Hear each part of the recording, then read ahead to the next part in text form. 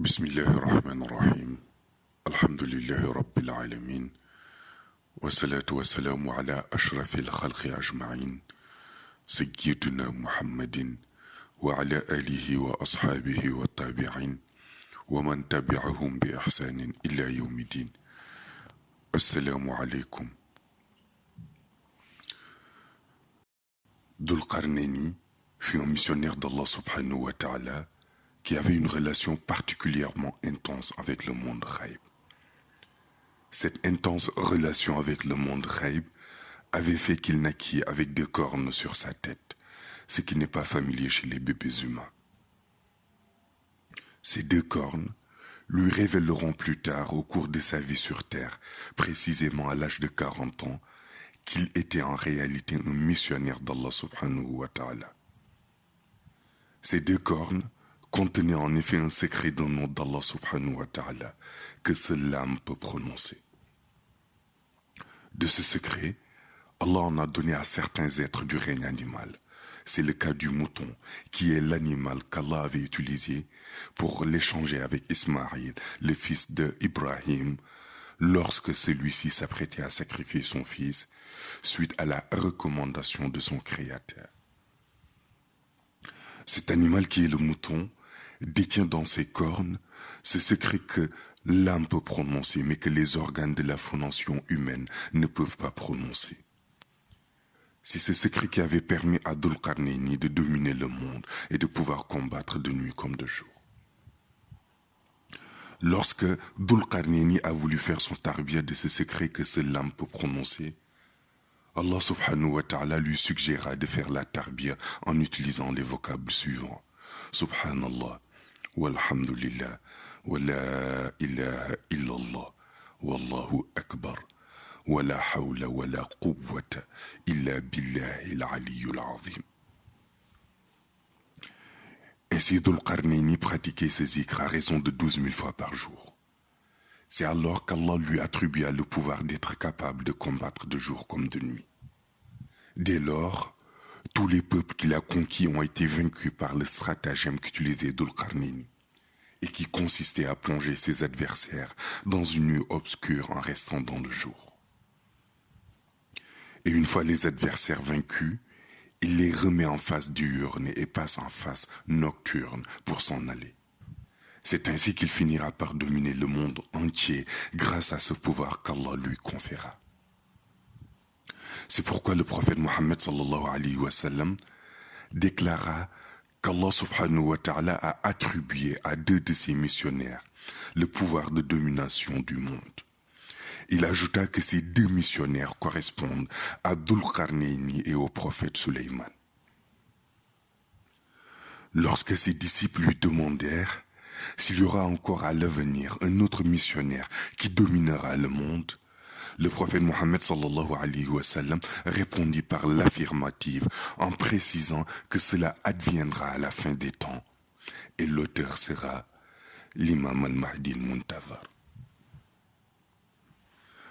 Lorsqu'on considère la relation des deux missionnaires avec le monde ghaib, on s'aperçoit d'une part qu'à la naissance de Dhul Qarnaini, il était apparu dans le ciel une étoile qui annonçait sa naissance.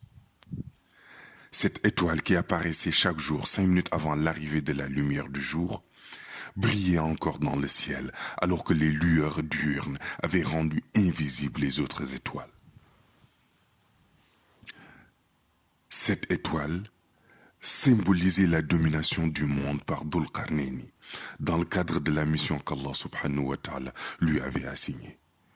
Au cours de cette époque, les détenteurs des connaissances du monde ghaib avaient compris que cette étoile symbolisait un changement majeur qui s'annonçait. La même étoile était apparue lorsque le prophète Sulayman alayhi salam a demandé à Allah subhanahu wa ta'ala le pouvoir de domination du monde. Son apparition s'est produite lorsque Allah donna au prophète Sulayman les clés de son pouvoir de domination du monde, en domptant pour lui les hommes, les djinns et les animaux. L'étoile s'est comportée de la même manière qu'elle l'avait accompli à l'occasion de la naissance de Dhul Qarnaini. C'est-à-dire qu'elle apparaît à l'est, 5 minutes avant l'apparition de la lumière du jour et reste visible pendant à peine 1 heure, malgré les lueurs diurnes et la dissipation des autres étoiles. Cette même étoile apparaîtra de nouveau au moment où devra commencer la mission de domination du monde par l'imam al-Mahdi al-Muntazar. Actuellement, ce que les savants du monde ici-bas appellent planète X correspond en réalité à cette étoile qui s'apprête à réapparaître pour annoncer l'avènement et le démarrage de la mission universelle de l'imam al-Mahdi. Cependant, les savants du monde Shahada ignorent qu'il s'agit d'une étoile et non d'une planète comme ils le nomment aujourd'hui. Elle sortira le moment venu tous les jours à l'est, 5 minutes avant l'apparition de la lumière du jour, et restera visible dans le ciel pendant à peine 1 heure, malgré les lueurs diurnes et la dissipation des autres étoiles. Allah subhanahu wa ta'ala avait donné à Dhul Qarnayni un pouvoir qui le différenciait des êtres humains. En effet, il avait des particularités qui le sortaient de l'ordinaire du commun des mortels. Par exemple, il ne connaissait point la fatigue.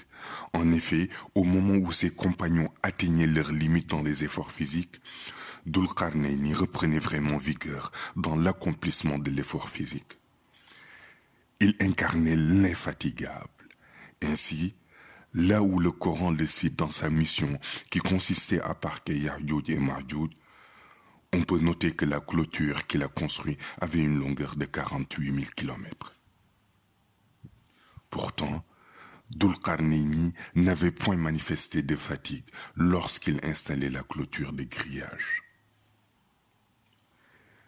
Dhul Qarnayni était un missionnaire qui a vaincu le monde entier. Lorsqu'il combattait dans un lieu, en même temps les gens de cette localité apprenaient que Dhul Qarnayni combattait dans une autre localité, malgré le fait que ses contemporains savaient d'avance qu'il se déplaçait à cheval.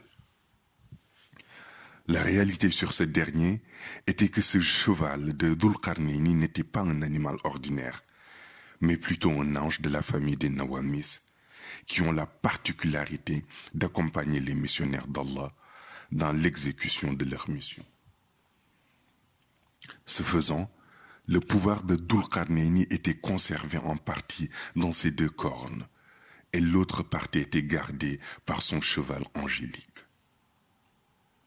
Ceux qui cherchaient à le combattre échouaient dans leur stratégie parce qu'ils ignoraient le secret de son pouvoir, était niché dans son cheval.